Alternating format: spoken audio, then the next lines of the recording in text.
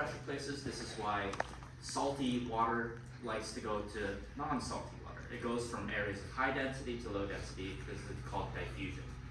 So electricity wants to do the same thing.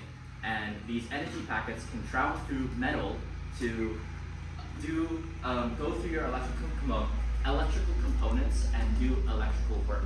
So these electrons can go through maybe your light bulb, your heater, anything like that, and it will do electrical work to do what you want it to do. And depending on what the component is, it will do different things, of course. So the basic unit of electrical charge is a coulomb.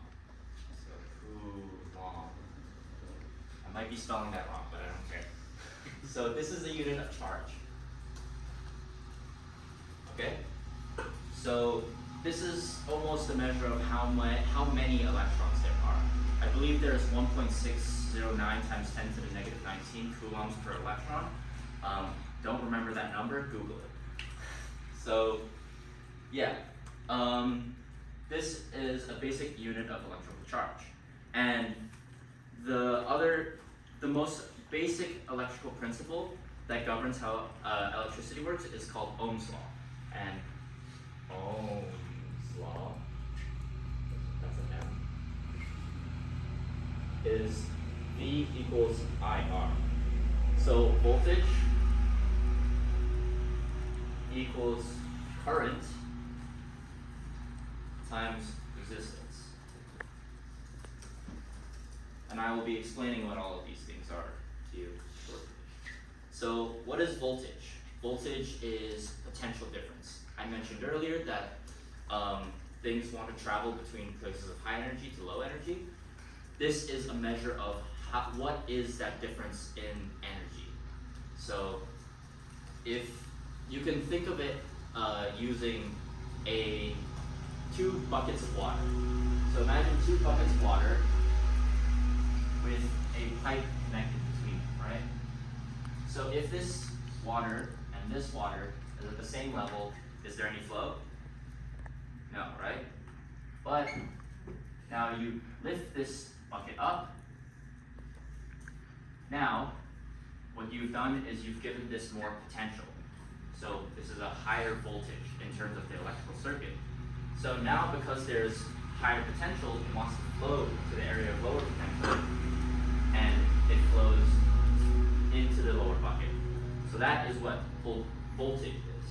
And voltage is potential energy per unit charge, so per unit coulomb. And it is measured in volts, V. Okay, so next is current, so I. Current is a measure of flow, so coulombs per second. How many charges are passing through this pipe or the wire every second? So what is the relationship between voltage and current, right? So if you have,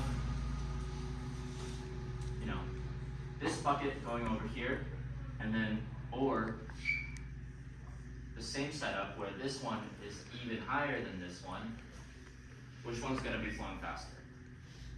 The one on the right or the one on the left? This one is higher up than this one. The left, right? So the higher the voltage, the faster the current is, because there's a bigger potential difference, right? So the relationship between voltage and current is V is proportional to I. Higher voltages, this goes up too. Okay, cool. Next is resistance. Resistance is resistance against flow, and is measured in ohms. So this is the symbol for ohms. Oh, by the way, the measurement for current is amps. So A is the ampere, and it is A. Okay, so resistance is measured in ohms, and it is the resistance against flow. So in terms of the analogy of the pipe is if you have a kink in your pipe, or, oh god, my drawing skills are bad. So if you have a kink in your pipe, or a smaller pipe, water's gonna have a tougher time going through this one than it is going through this big one, right? So that is like an increase in resistance. And this travels to electrical current as well. There are resistors or objects that provide electrical resistance, and it doesn't allow for those coulombs to flow through the component. And there is also a relationship between current and resistance, right? So imagine you have two symmetrical pieces, but one has a really thin pipe and one has a thick pipe. Which one's gonna go faster? The top one or the bottom one? The bottom one, right? So the lower the resistance, the higher the current. Which means that I is proportional to 1 over R. Which means that as this goes up, this goes down. Okay? So, from these two proportionalities, you can find what the relationship is between resistance and voltage. So, you can see that voltage is proportional to I, and I is proportional to 1 over R. And so, if you rearrange that,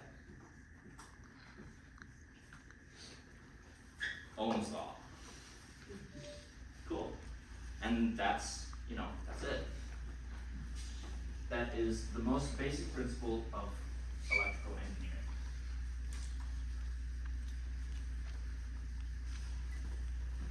And why is this useful? So, in an electrical circuit, you're oftentimes, each one of your components has a different specification. So there are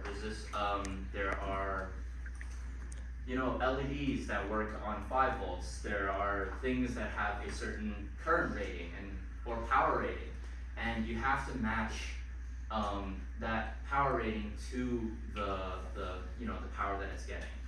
So in order to do that, this is one of the most basic ways to do it. So this is a battery, and within this there's potential difference. So there's an area of positive charge and negative charge. Ground. So this is 0 charge, and this is at 5 volts. Something like that. So this is like the 2 buckets. Imagine this is as 2 buckets of water, where this one's at 5 and that one's at 0, ground level. So this is the symbol for resistor. So this is a resistor, yeah. So in this circuit, you have a 5 volt battery and a 1 ohm resistor. What's the current in here? Based on this here. Yeah, exactly, right? Because I is 1, so voltage is 5 equals I times R, 1, so it must be 5, right? So what if you had, a 9 volt battery, and you needed an LED here? So what's the symbol again? This is a symbol for an LED. It's a light emitting diode. So what if you knew that this LED had a current rating of 3 amps, so it has to be below 3 amps, or else it burns, and you want to figure out what that resistor has to be. So, what is the resistance in order for this not to burn out? Right? 3 or above, because it will burn out at 3, so you actually want to give it a little bit of tolerance so that it can, any surges in the battery will be accounted for by the extra resistance in here. So, yeah, if this is 3 ohms, then this will get 3 amps or lower, and so your LED won't burn. So there's like the energy that's lost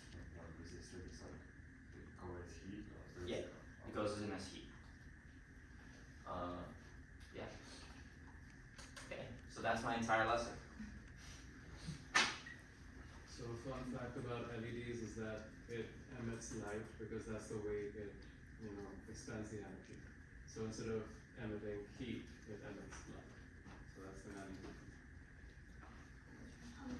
So it has to be greater than 3 ohms or less than 3 ohms? It has to be greater than Greater. 3 ohms. Did I draw this The one? other way. I am instructed.